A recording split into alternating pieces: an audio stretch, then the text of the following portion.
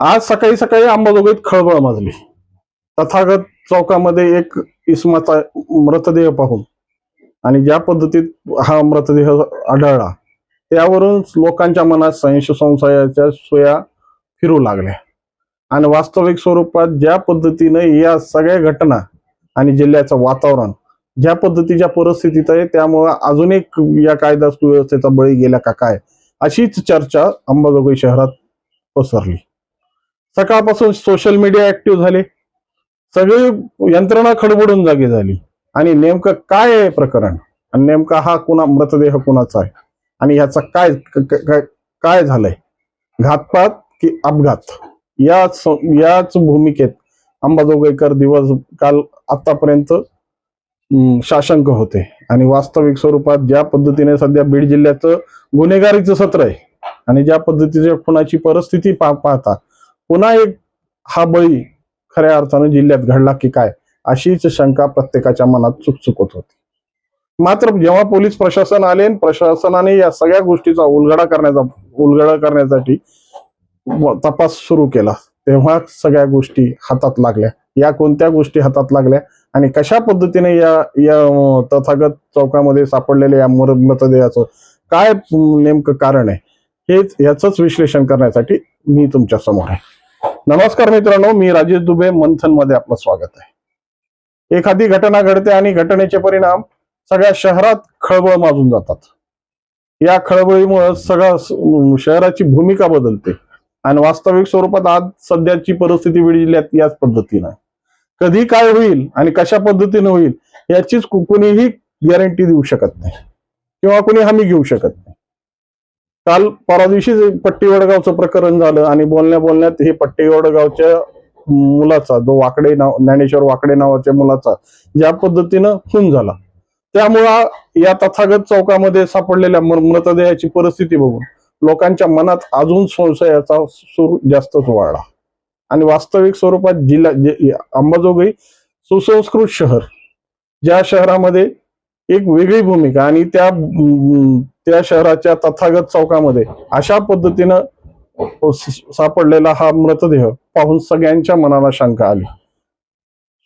चांगल्या आणि सुज्ञ नागरिकांनी हा सगळा मृतदेह झाकण्यासाठी कपडा आणून ठेवला आणि लगेच पोलीस स्टेशनला फोन खणखणले. पोलीस यंत्रणा जागी झाली. पोलीस यंत्रणेने या सगळ्या गोष्टीचा मागावा काढण्याचा प्रयत्न केला आणि जेव्हा त्या इसमाची झाडाझडती घेण्यात आली तेव्हा लक्षात आलं की या सदरील इसमाचं नाव वैभव करपे. वैभव करपे हा शिक्षक आहे आणि शिक्षक असल्यामुळं काल त्याच्या खिशातून जे तिकीट मिळालं तो प्रवासासाठी निघाला होता.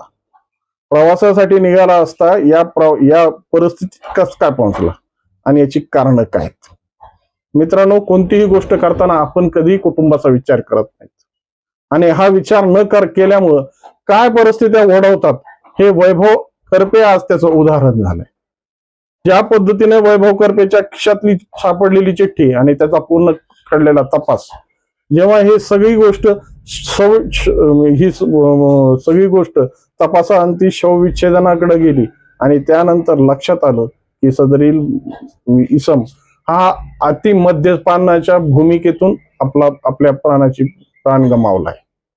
कारण की आज ज्या पद्धतीच्या व्यसनाधीनता आणि ज्या पद्धतीची भूमिका समाजात झाली आणि विशेष सामाजिक परिस्थितीमध्ये या व्यसनाधीनतेचे प्रमाण वरच्यावर वाढू लागलेलं आहे. आज ज्या काही परिस्थिती आणि जी काही अवस्था या समाजाची झाली ना याच्यात सगळ्यात जास्त प्रमाण आहे तो व्यसनाधीनतेमुळे. दारूचं व्यसन असेल किंवा कसल्याही पद्धतीचं व्यसन असेल, शेवटी व्यसन हे माणसाच्या शरीरासाठी घातक आहे हे माहीत असताना सुद्धा आपण ज्या पद्धतीने व्यसनाच्या आहारी जातो आणि वैभवची ही तीच परिस्थिती. वैभवची आधीपासून ज्या पद्धतीच्या परिस्थितीत आणि शिक्षकीय पेशेत असलेला हा वैभव ज्या पद्धतीने या दारूच्या विळख्यात सापडला आणि दारूच्या विळख्यातून ज्या पद्धतीची त्याची शरीराची अवस्था झाली, जेव्हा या सगळ्या गोष्टीची माहिती घेत असताना खऱ्या अर्थानं या वैभवचं आधीच लिव्हर खराब झालं होतं. म्हणजे किती हा हेवी ड्रिंकर होता, त्याने किती पद्धतीनं म्हणजे किती अति मद्यप्राशनाची भूमिका ठेवली आणि ज्या पद्धतीने प्रवासाला निघाल्यानंतर तथागत चौकामधल्या त्या बिअर बारच्या लगत असलेल्या ठिकाणी याचा मृतदेह आढळला याचा अर्थ की हा बिअर बार मधून अतिमद्य सेवन करून आला आणि त्यानंतर त्याला हृदयविकाराचा तीव्र झटका आला आणि त्याच्यात त्याची प्राणज्योत मावळली. या सगळ्या घटना जरी घडल्या असतील तरी त्याची परिणाम समाजावर कसे पडतात, समाजावर त्याची कशी एक भूमिका येते आणि वास्तविक स्वरूपात आज समाज ज्या परिस्थितीत होरपळतोय, बीड जिल्हा त्या ज्या परिस्थितीत होरपळतोय, कारण की प्रत्येक घटना ही वेगळ्या पद्धतीचा एक आशय देऊन जाते, वेगळ्या पद्धतीचा एक मेसेज देऊन जाते.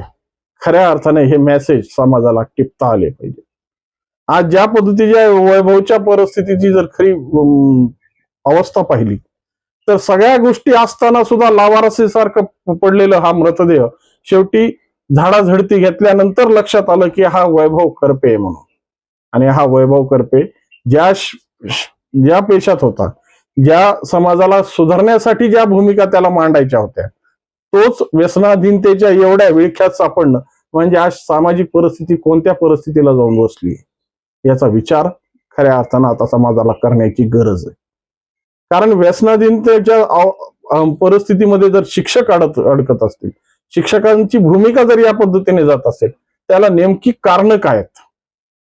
कारण की अगोदरच्या शिक्षक ज्या पद्धतीने सामाजिक परिस्थिती घडवण्यासाठी, विद्यार्थ्यांचं जीवन घडवण्यासाठी आणि त्याच्या आदर्श आचारसंहितेच्या जीवनामुळे तो गावात प्रतिष्ठित होऊन बसला होता. प्रतिष्ठेची एक भूमिका त्याच्यासोबत जोडली गेली होती. परंतु आजच्या परिस्थितीमध्ये शिक्षकांची अशी अवस्था पाहिल्यानंतर खऱ्या अर्थाने हे शिक्षक सामाजिक परिस्थितीमध्ये आज ज्या पद्धतीचं ज्ञानदान करण्यासाठी त्यांच्यावर जबाबदारी आहे, ती जबाबदारी योग्य त्या पद्धतीने निभावतायत का, पाळतायत का, हा प्रश्न आता समाज पटलावर 100% विचारला जाणार आहे. आणि वास्तविक स्वरूपात या पद्धतीच्या अतिव्यसनाधीनतेमुळं एक तर स्वतःचा जीव गेला व कुटुंब वाऱ्यावर सुटलं आणि आज ज्या परिस्थितीत शिक्षकांच्या बदनाम्या आणि शिक्षकांच्या आबरूची अशी लक्तरे तोडणारी घटना जर समोर येत असेल तर खऱ्या अर्थानं आता शिक्षकांनी सुद्धा आत्मलोकन केलं पाहिजे. आणि या आत्मलोकनाच्या माध्यमातून सामाजिक दायित्व काय, आपल्याला कर्तव्य काय आहेत आणि कर्तव्याच्या माध्यमातून आपलं देशाचं भविष्य ज्या पद्धतीने आपल्या हातात आहे, तर अशा पद्धतीच्या व्यसनाधीनतेमुळं सामाजिक परिस्थिती विकोपाला कशामुळे न्यायची हाच आता विचार शिक्षकांच्या समोर खूप मोठ्या प्रमाणात आहे. त्यामुळं ह्या घटनेचे जे पडसाद अंबाजोगाई शहरात पडले आणि सकाळपासून अंबाजोगाई शहर हे खळबळजनक बातमीनं सगळ्या अंबाजोगाईमध्ये एक वेगळी भूमिका निर्माण झाली.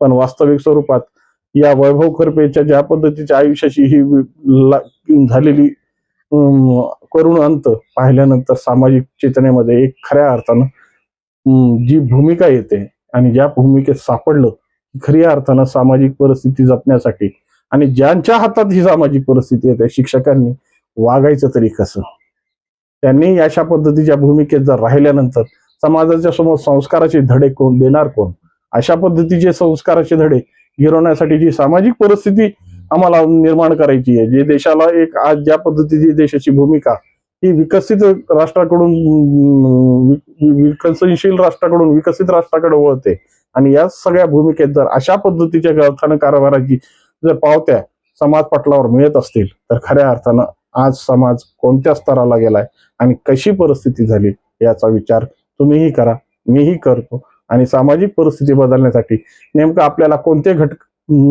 काय उपाय केले पाहिजेत, अशा पद्धतीचे जर वर्तन शिक्षकांच्या माध्यमातून होत असतील आणि शिक्षकाचा अशा पद्धतीनं दुर्दैवी मृत्यू होत असेल तर खऱ्या अर्थानं समाज आज कोणत्या भूमिकेत आहे ह्याचीही तपासणी आपल्या मनात केली पाहिजे. नेमकं याबद्दल तुम्हाला काय वाटतं आणि या भूमिकेची परिस्थिती काय या संदर्भात आपल्या मनात काही खदखदत असेल, आपल्या मनात काही येत असेल तर 100% कॉमेंटच्या माध्यमातून कळवा. आणि व्हिडिओ आवडला असेल तर लाईक, शेअर आणि सबस्क्राईब करायला विसरू नका. नमस्कार.